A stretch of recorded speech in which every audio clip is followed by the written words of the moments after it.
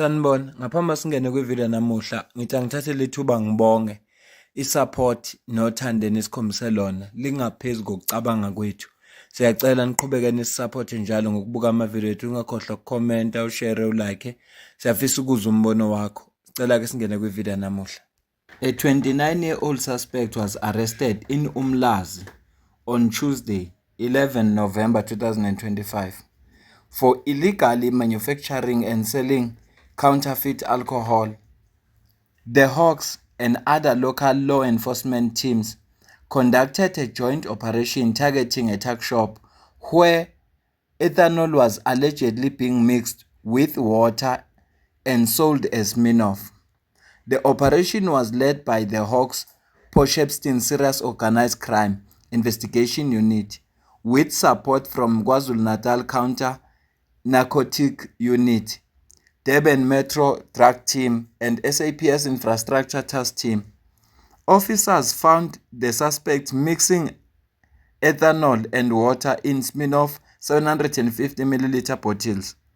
Police seized large quantities of alcohol, empty Smirnoff bottles, adulterated alcohol, and old Buck bottles cap valued at 73,357 rand 50 cent. The suspect also led officers to a house on Magalela Drive where 250 liters empty blue chemical were discovered. The man was arrested and charged for the illegal manufacture and sale of prohibited liquor.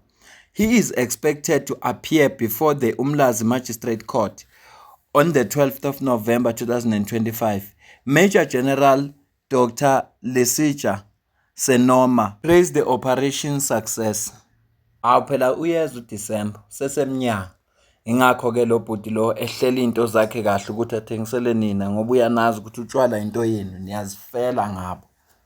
So abaphuza utshwala baqaphele ngoba bazophuza notshwala obungekho right, nobungekho right even for ihealth yabo.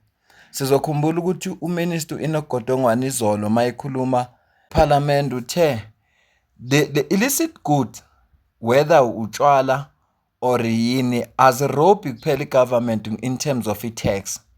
Zibeka ngisho impilo zabantu engcupheni ngoba lo tshwala obukhandwayo abutestwanga. It is not SAPS approved. SAPS approved. Ukuze kucheck ukuthi bukulungele na ukuthi ukuphuza. Uzophuza ngoba ujaha ukudakwa kanti uyasha ngaphakathi. So siyawuncoma umsebenzi wenziwe ngamaphoyisa ase-KZN. Amaphoyisa ase-KZN ngiyawafavor kulezi insuku ngoba umsebenzi ayawenza, kodwa nje ngale kokudlala amaphoyisa izwe lonke abantu funa baqaphele kulo December. Abantu abaningi bazoboshwa. Yona nje Operation Chanela 2 ayisibekile phansi. Iyabopha khona nale lockdown, angazi Operation Lockdown iyabopha. Ngapha ke Western Cape insuku zonke kuboshwa abantu. Kuzama ukuliwa nalesihlava sokuthi abantu badubulana. Yikho nje ukuthi abakaqondani. Funa bakhiphe special task force ukuze kuzokwazi ukuthi kuqondane ontanga ngoba abantu balaphana baphatha ibhamu. Kuvele kuphumela amaphoyisa angabophi. Awazi ukuthi mabekhipha isibhamu enza ubulungiswa amaphoyisa ngoba angeke iphele lento igebengu uma zizothathwa isiwe ejele ngoba kwasejele azihlukumezeki, zifike ziphatheke kahle. Nansi ke indaba efika ibebuhlungu kulo lonke lo daba esikhuluma ngalo. Your frontal cortex, which is really what you use for responsible decisions and all of that, only fully matures around 25.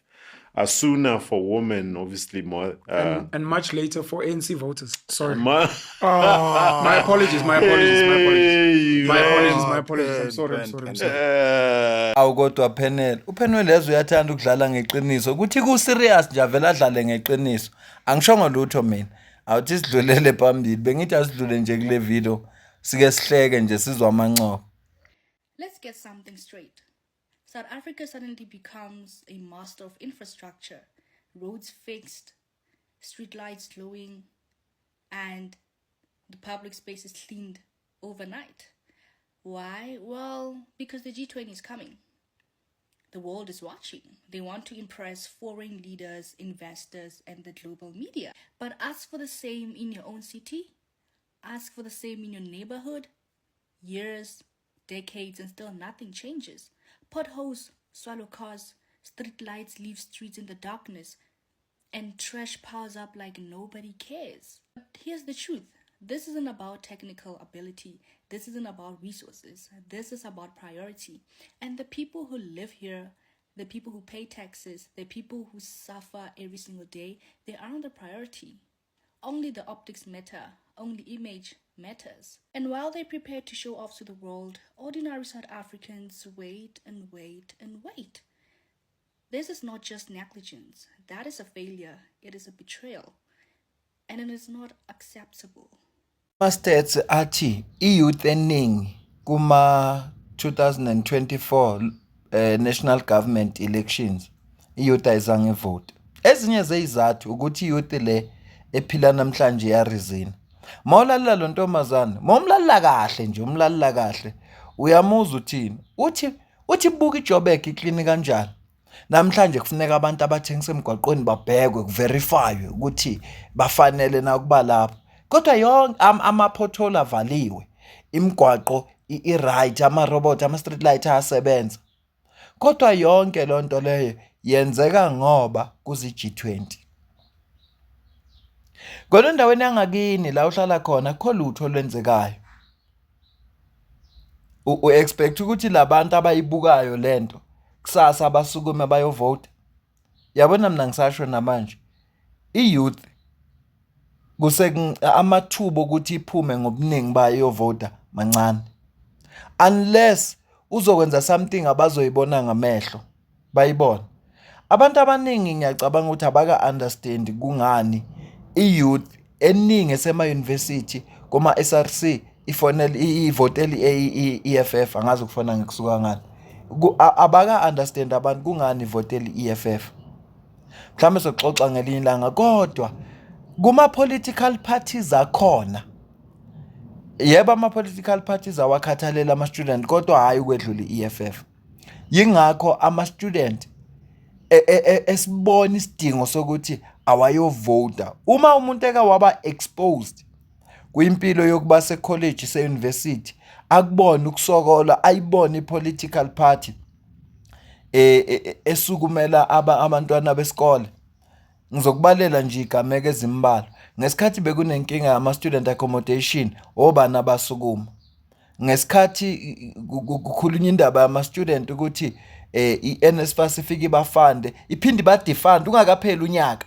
First semester ufandwe, ithi ungakapheli second semester isilo i-NSFAS ayisakhokheli, obani ababe bakhulumene. Okwesithathu kube indaba yokuthi ama-university awadedela ama-qualifications wama-student ukuze ama-student azokwazi ukuthi aqhubeke nokufuna umsebenzi, bese kwenza uhlelo, uhulumeni unawo amandla, kwenza uhlelo lokuthi bakhokhele ama-university back.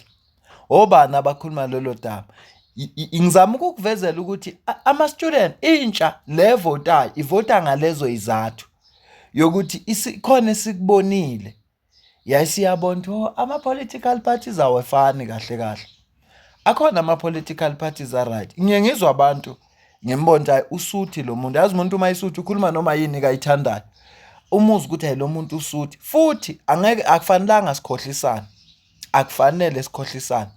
Alikho izwe elingabuseka uma bengekho abantu abangababusi balo. Yingakho oqala bekukhona amakhosi, akhona namanje kodwa ngiwazi umsebenzi wayo, ingakho ngakhuluma ngawo. Angeke izwe libuseke. Yingakho kusinale system yepolitiki ukuze izwe libe governable. Angeke libuseke izwe bengekho abantu abathatha izinqumo, abarepresent abantu, abenza short izinto ziyenzeka kuphi ngesikhathi esingukuthi. So asingakhohlisana. Akungathi ngoba i-ANC isifailile for the past 31 years bese siyitshela ukuthi into ebhedayo ilokuthi kuyavotwa kunama political parties, funeka senze sure ukuthi sihlukana nawo. Angeke kusisize lokho. Nokungaphuma uyovota. Mongaphuma uyovota uyiphathe iproblem. Ngoba ivoti lakho belizowenza umehluko. Mhlawumbe i-Action SA bezoshoda ngevoti lakho kuze uDr Nasiphi Moya azoba yimeya. Ngenxa ukuthi wena uphumanga wayovota. ukuvota kubalulekile kwenza ukuthi ube nezwi. Uma uzazi ukuthi awuvotanga ungakhali ngalutho eyenzekayo, whether amanzi awunawo, whether ukwenzakalani, ungakhali ngalutho. U-electwe bani ofuneka akhuluma indaba yakho, u-electwe bani. Kungcono uma uvotile ngoba uzosho ukuthi engiba-electile abawenza umsebenzi wabo. Ya, so kunabantu engafanelanga abakhali. So asingakhohlisana. Angeke libuseke izwe uma bengekho abantu abalibusayo. Whether siyathanda or asithandi, also ipolitiki izohlezi ikhona. Kunama-political party ohlezi akhona. Le phutha esilenzayo, lelokuthi sithi ama-political party ayifana, iphutha elikhulu lelo. Awefani ama-political party, awefani. Awefani nje. Kukhona abantu, even naku-ANC, kukhona abantu aba-right. Ngike ngenza umzekelo uma ngikhuluma ngeviki eliphelile. Ngathi yabona uma ubheka uchairperson we-ad hoc committee, ubaba uSoveti Likhanyana, bengingamazi mina, kodwa uyababa lo u-right. Ukuthi nje engingakusho kwinhlangano e-wrong. Yena nje kwinhlangano e-wrong, kodwa yena u-right. So akungathi ngoba i-IFP ngayibona ifuna ukucindezela abantu ngevet bese ngithi abekho abantu aba-right ka-IFP. Engananga umfolo wakamabaso, umlungisi lo o-MMC we-informal settlement, wenza umsebenzi oncomekayo. So uyabona ukuthi i-political party inabo abantu aba-right. Bengikubalela nje abambala ukuthi bakhona abantu aba-right. Mina nawe sidibane kwivideo elandelayo. Ungakhohlwa ukusubscribe, share, ulike nokukhomenta. Ngiyafisa ukuzwa umbono wakho. Ungasupporta ngokusidonatela noma ngamalini, ikhona account kwi-comment ephiniwe. Ngiyabonga.